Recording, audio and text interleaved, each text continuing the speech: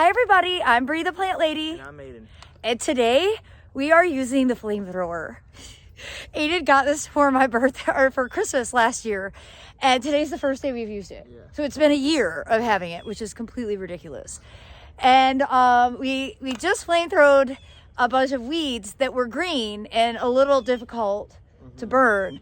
So we thought maybe it would be really fun to show you this process in action, burning down some pink muhly grass. And we've never done it before, so hopefully this video will work out.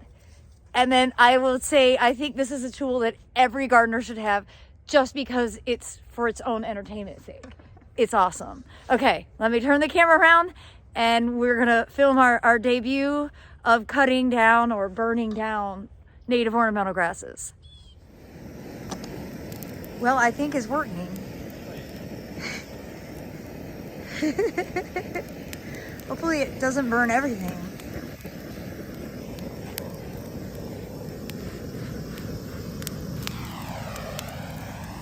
Okay, let's see how that does.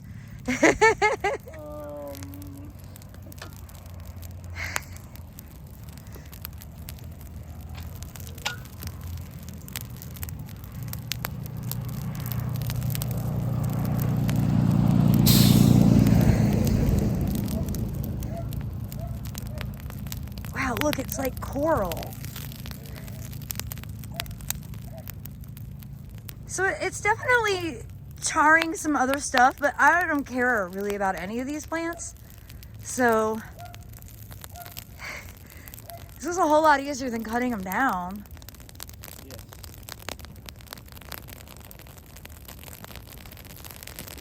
And don't worry everybody, we have a hose handy in case it gets out of control. Yes, we do.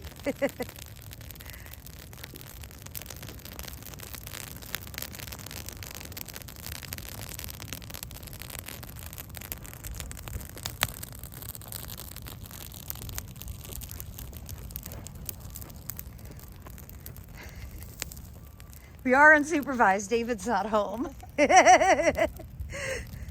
This is so cool.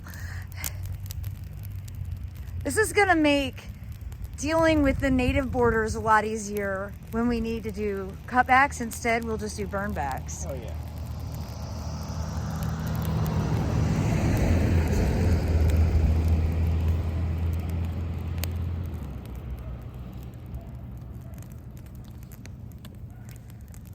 I mean, I think it's doing pretty well. It is. It's only burning the stuff that's dry.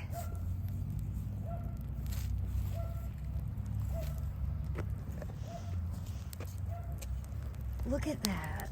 I mean, hopefully it didn't like char it to the core, although honestly these muhlies got so drought stressed that they didn't really even bloom this year. So if they do die from our burn, it doesn't really matter, we can just replace them. But look at that, we didn't even have to pull out the hose. That's awesome. Good job, successful experiment. Well, look at this, you guys. In like 2 minutes, the whole bed is cleaned, and I don't think that they are charred too much. I mean, time will tell if they re-sprout in the spring. It's too bad I don't think we could successfully do it, but we've got these terrible oaks that are seeding in everywhere. It'd be nice if burning them would do the trick. I think we have a new addiction. Okay, we have the other side of the driveway to do.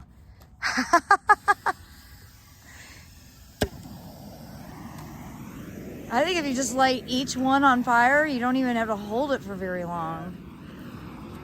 Look at us being experts at burning grass down. Oh my God, that's so cool. Well, everyone, I'm gonna count this as a gigantic success. As you can see, both sides are burned down, and well, if we get a load of mulch, you'd never even know we did it. This is a game changer. And you know, a lot of these native plants co-evolved with fire. So it's actually how they prefer to be treated. Really? Yeah. So, this is pretty amazing. Oh my gosh. Yes. Well, as you can see, I think we have a new addiction. And, well, I think this is a really great solution for navigating native plants that need to be, you know, quote, cut back at different times of the season. And, you know, in celebration of solstice, I just posted the video, the tour video of all of these native borders here.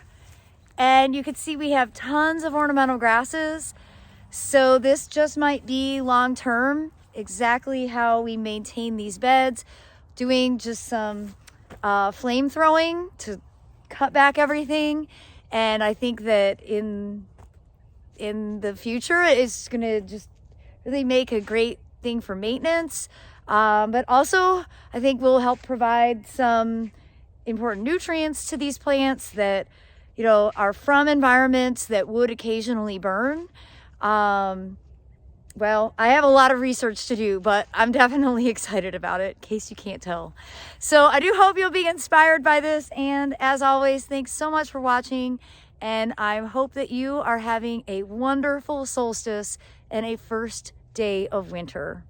Thanks so much for watching.